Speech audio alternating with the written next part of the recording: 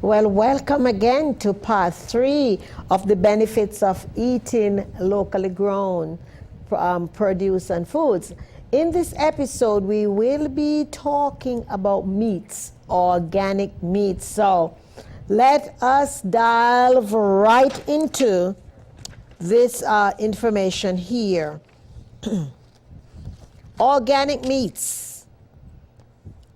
And here are the meats that are considered organic meats: grass-fed beef, organic chicken, organic beef.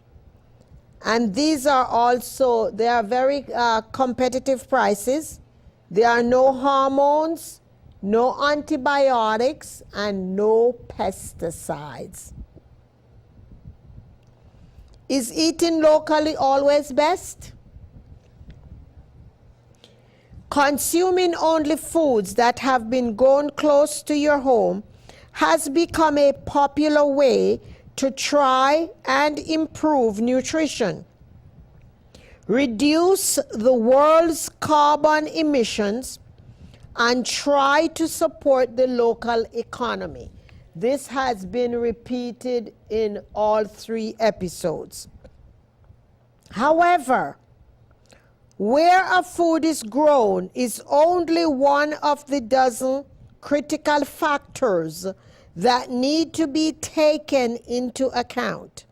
And if you purchase your foods based exclusively on how many miles away it was grown, you may actually end up making a worse decision.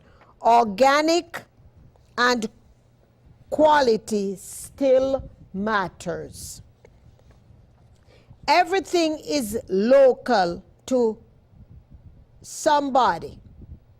Bad foods are no exceptions. Local farms, buying in your own backyard, all of these descriptions inspire images of an all-natural small farm supporting his or her family by raising modest amounts of the very best produce and selling them in good faith from one neighborhood to another. However, the local label is no way guaranteed this. In fact, the government doesn't even recognize local label. It's left up to the individual producer and marketers to determine what it means. Furthermore, depending on where exactly you live, you are probably more likely to live by grain-fed lots and pesticides-heavy monocultural than grass-fed cattle, ranches, and organic. Non-GMO farms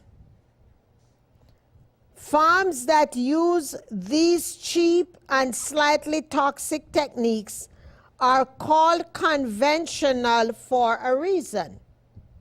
In order to make sure that your products are of high quality, local or otherwise, you will still need to check for the official government certified label. Variety is vital.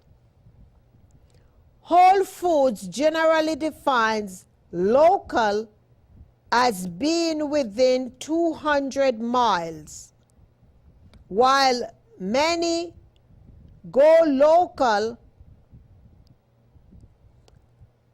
While many go local, affinadiots have an even stricter definition. This may work pretty well for states like California, famous for their agricultural variety and expansive seashore. But what about states which are mostly desert? What do people in Arizona, New Mexico, Nevada, Utah, and Colorado do when they want to improve their omega-3 levels? For a lot of people in America, there aren't even any beaches within 200 miles, let alone reliable source of quality wild-caught seafood. Despite the many and varied advantages of natural wild-caught salmon and the terrible nutritional defects of ecologic destructive caused by fish farms, I can't see many local foods fanatics moving to Alaska.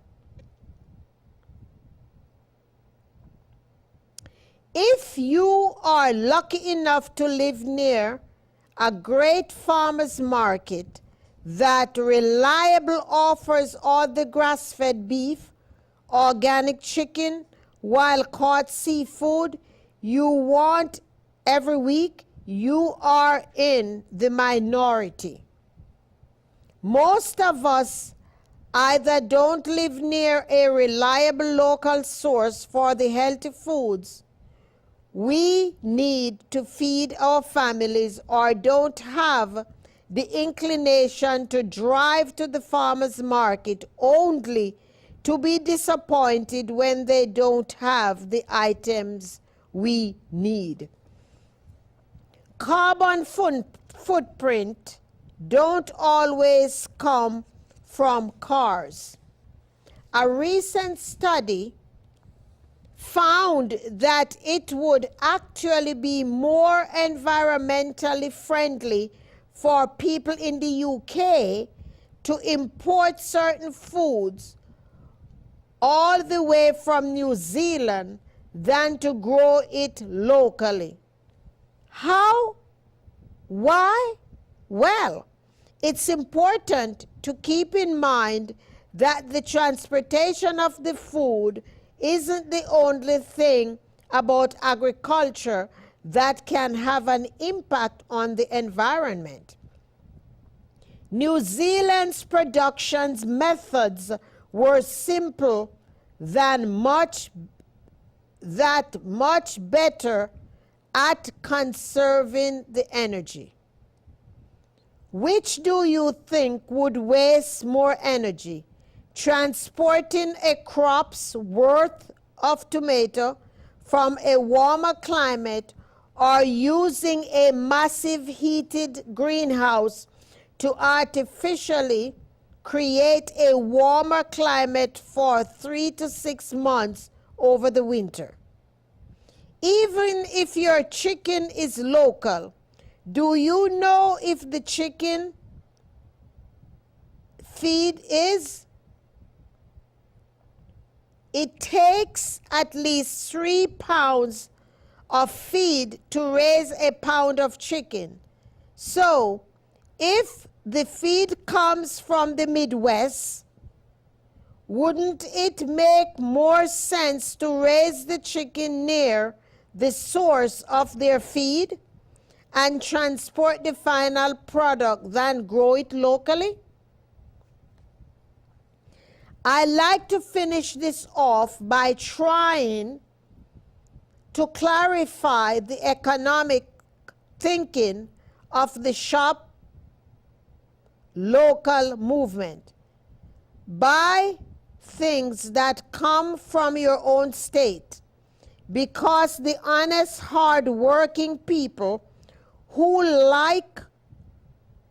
live next to you deserve your money way more than honest, hard-working people in the next state over, or the honest, hard-working people from other countries. Buying local is a great concept when it works. However, we should reconsider that not everything can or should be raised locally. And I specifically wanted to share this piece of information because the bottom line here, what this last portion is telling us, is that we need to be educated consumers. We must do our research and do not depend only on what someone else tells you. You do your research, you find out what's best for you and your family. There is a saying that's what's good for the goose is not good for the gander. So you shop around. And again, there's always someone that you can pull with to buy these things in bulk. Even I'm not yet a member of a co-op. However, I have friends who are members of the co-op, and I can always give them some money and I get some produce from them. And if you're interested in feeding your families much more healthy foods, you'll consider doing the same. Because you know, a lot of times I notice now they are putting, in some stores they have the bananas in plastic bags that are intended to keep them green longer, so that when they don't ripe that quick, because you know, you buy the bananas and you go home and they are all ripe so quickly before you know it. And one lady said to me in the store, oh, these bags are supposed to keep them greener longer. However, by the time they're all ripe, she said, they're all busted on me. The skins pop open. So we must be educated about the choices and the decisions we are making when it comes to the foods that we feed our families. And I am here to tell you that eating healthy and eating right, it's easy, it's fun. I'm having so much fun now with my new lifestyle awakening and the way I eat and how I prepare foods. And you know, preparing food is an art. So you go in the kitchen and you go with an intention of having fun and just play with the things. You know, you put so much spices in it and you don't like how it tastes, then you start eliminating things. Invite some friends over and have them to taste these things. That's the way that recipes are created. So just go out there and just try these things out. I have been doing raw for maybe a year and a half now. 90% of my meals are raw and juice. And I tell you, I am creating some recipes and they are just so delicious. And a lot of times I just open the refrigerator and look and see what I have, and here is what I'm going to put in it this morning, and I'm going to try it, and I write that down. Did I like that? Yes. And will somebody else like it? I don't know. You know, some of my friends says, everything you're drinking, it looks so green. How is it so green? And the color doesn't matter to me. I'm looking at the nutritional value. So, you know, it is your responsibility to take your health in charge and the health of your families. If you are the mother, the father, it's your responsibility to make sure that your family eats right and eats healthy. I am so impressed now when I speak with a large number of families and their teenagers. They are vegetarians or vegan. They are avoiding meats. And I know a lot of us grew up on meats. However, we can now make the decision what we want to eat. You know, eating right, eating healthy add years to your life. You know, your energy is always at peak. Your skin color is just so bright. Your skin is smooth and all of those things. So, you know, you can't go wrong by eating right. I was looking at a program and two sisters were competing about making their sloppy joe. And the host of the show says, why is your sloppy joe better than your sister's? And one sister says, because she puts her lobster sauce in her sloppy joe. And the other sister put her barbecue sauce and something else in her sloppy joe.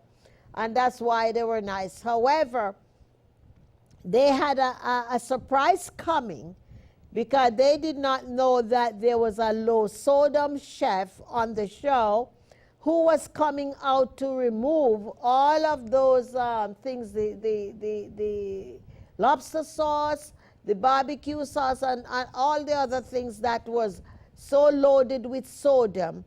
And he removed that, and oh, you should have seen the devastation on their faces because they had no idea that their sloppy joe would have tasted as good as it did after they remove those traditional things that they add in it.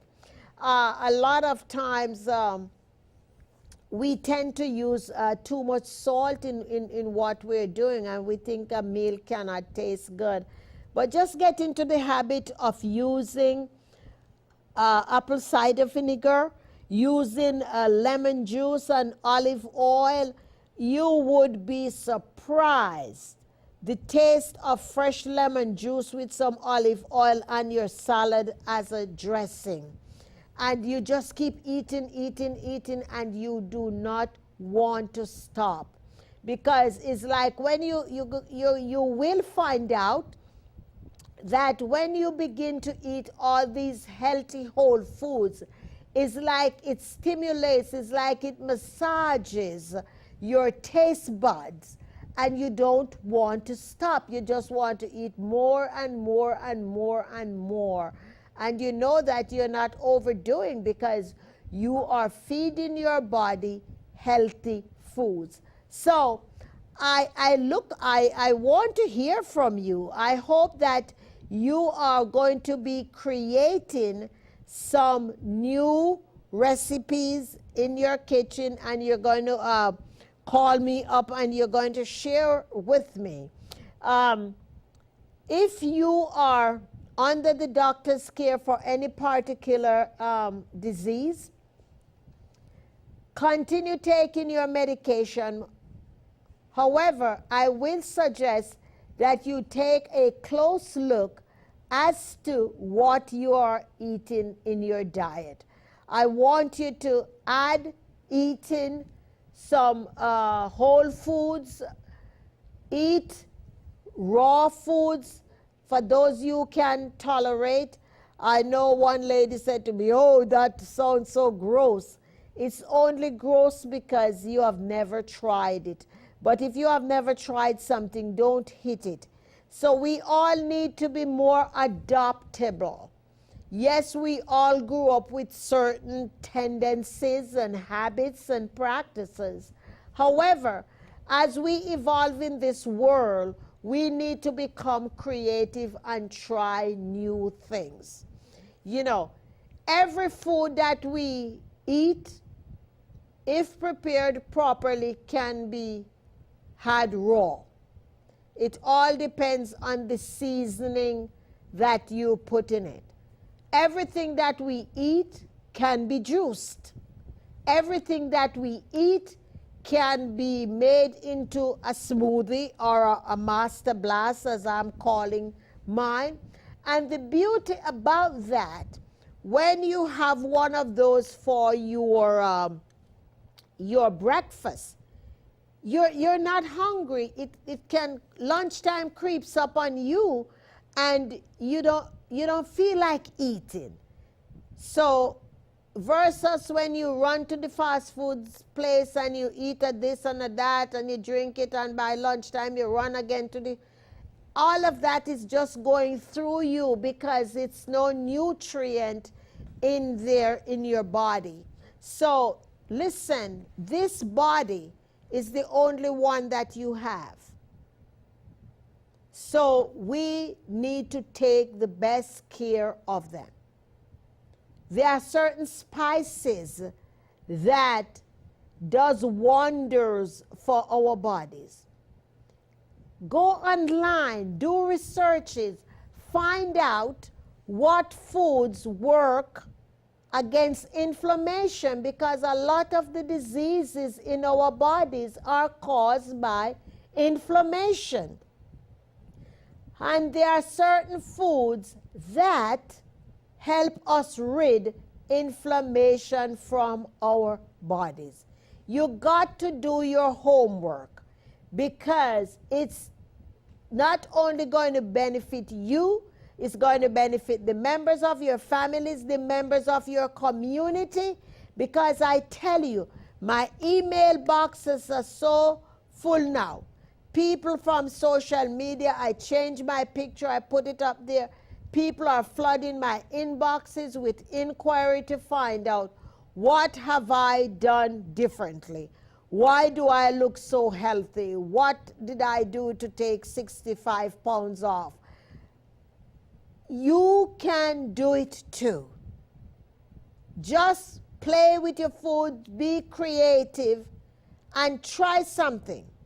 Get the kids involved, because children will always eat what they create.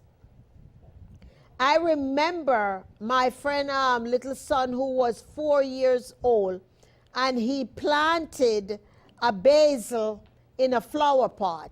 And when I went by, he said, Auntie Daphne, come, I want you to taste this. I planted it.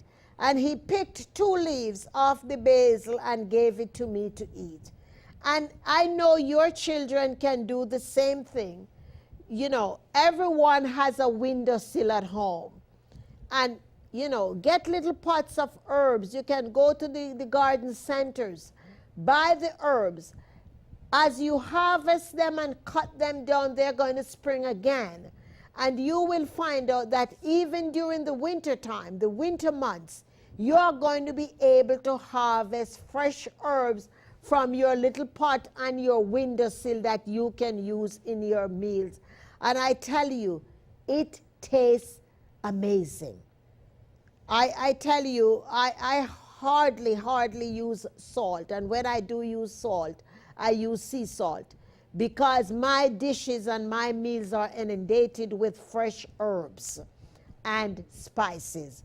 So do the research, find out what herbs are good for you, what they're good for, and just use them. I know a lot of times people say, oh, I've never done that. I'm a salt and pepper type of person. You got to kick it up a couple of notches. So just go out there, play with the things when you're alone by yourself, and then you surprise your family with a new meal that you have provided.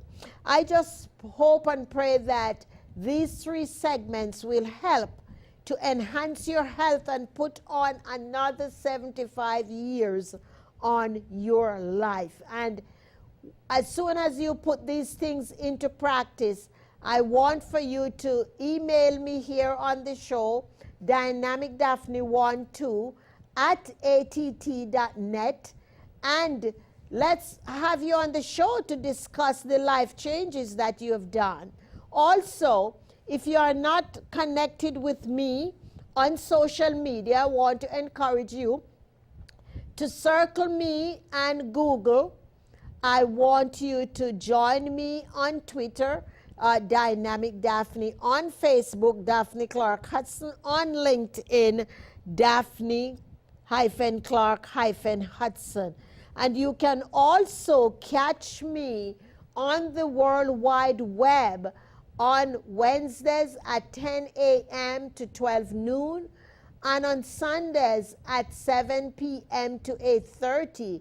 I'm on blogtalkradio.com/Daphne.